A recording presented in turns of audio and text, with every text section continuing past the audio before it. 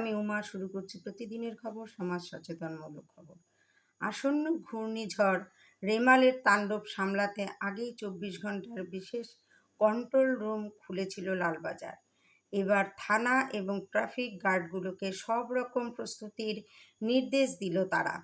ঘূর্ণিঝড়ের গতিবিধির উপর নজর রেখে থানায় পর্যাপ্ত বাহিনী রাখা এবং পার্কিং লট ও উড়ালপুলে যান চলাচল মসৃণ রাখতে প্রয়োজনীয় প্রস্তুতি নিতে শুরু করলো লালবাজার। রেমালের প্রভাবে শনিবার থেকে শহরের বিভিন্ন অংশে শুরু হয়েছে বৃষ্টি। আলিপুর আবহাওয়া দপ্তরের পূর্বাভাস, রবিবার রাতে সাগরদ্বীপ এবং বাংলাদেশের খেপুপাড়ার মধ্যে আছড়ে পড়তে পারে এই ঘূর্ণিঝড়। কলকাতায় ঘূর্ণিঝড়ের সরাসরি প্রভাব পড়ার আশঙ্কা না থাকলেও রেমালের প্রভাবে ঘন্টায় 70 থেকে 80 কিলোমিটার বেগে ঝোড়ো হাওয়া এবং বৃষ্টিপাত হতে পারে বলে মনে করছেন আবহাওয়াবিদদের একাংশ।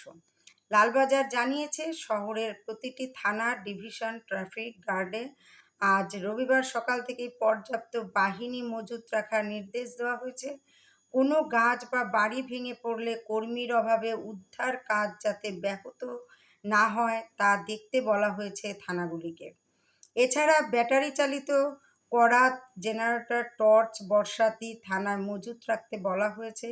পুরসভা, সিইএসসি এবং দমকল বাহিনীর সঙ্গে সমন্বয় রেখে কাজ করার নির্দেশ দিয়েছে লালবাজার।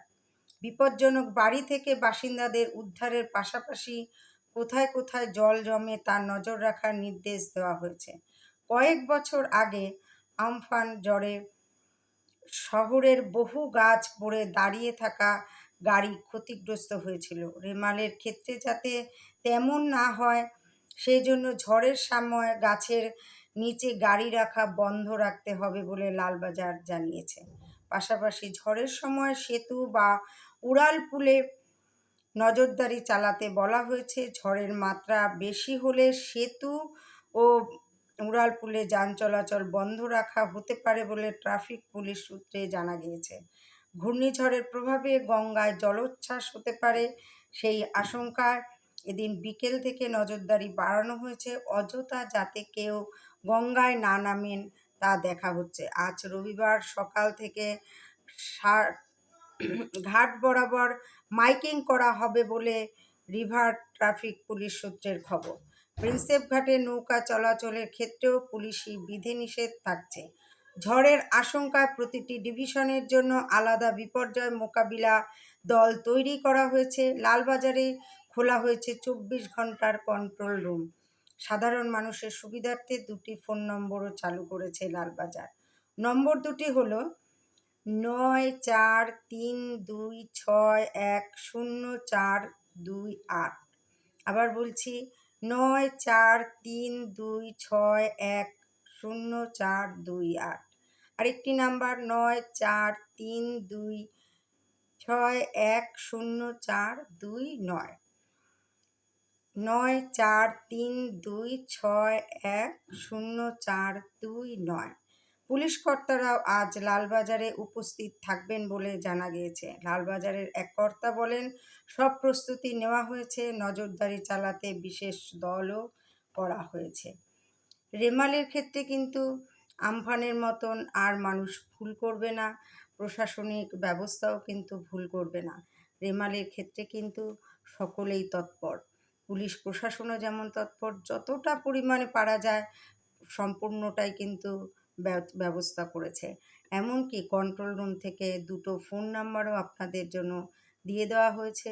যদি কোনো রকম অসুবিধায় পড়েন তাহলে অবশ্যই এই নম্বর দুটোতে ফোন করে আপনারা আপনাদের অসুবিধার কথা জানাবেন। আজ সকলেই সাবধানে থাকবেন, কারণ আজ রাতে কিন্তু সত্যি একটা ভয়ঙ্কর একটা রাত। যেখান দিয়েই যাক না কেন এই রেমাল হয়তো ক্ষতিগ্রস্ত হবে বহু মানুষ। এই ক্ষতি আমরা কখনোই কাম্য করি না।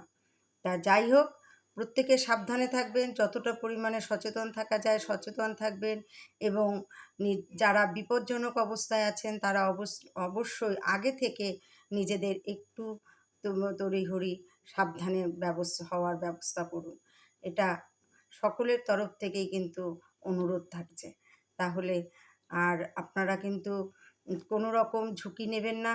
এই বিপদে এই ঝড়ের রাতে কেউ বাইরে থাকবেন না, বাইরে বেরোবেন না। আর আরেকবার আমি কন্ট্রোল রুমের নাম্বারটা বলে দিচ্ছি, সেই নাম্বারে অবশ্যই ফোন করুন। নাম্বার দুটি হচ্ছে 9432610428, আরেকটি নাম্বার 9432610429। তা অবশ্যই আপনারা এই নম্বরে ফোন করে জানাবেন কন্ট্রোল রুমকে। সকলে সচেতন থাকুন আর সাবধানে থাকুন আজকের রাতটা। আজ এখানেই রাখছি, অন্য কোনো প্রতিবেদন নিয়ে চলে আসবো আবার অন্য দিন। নমস্কার।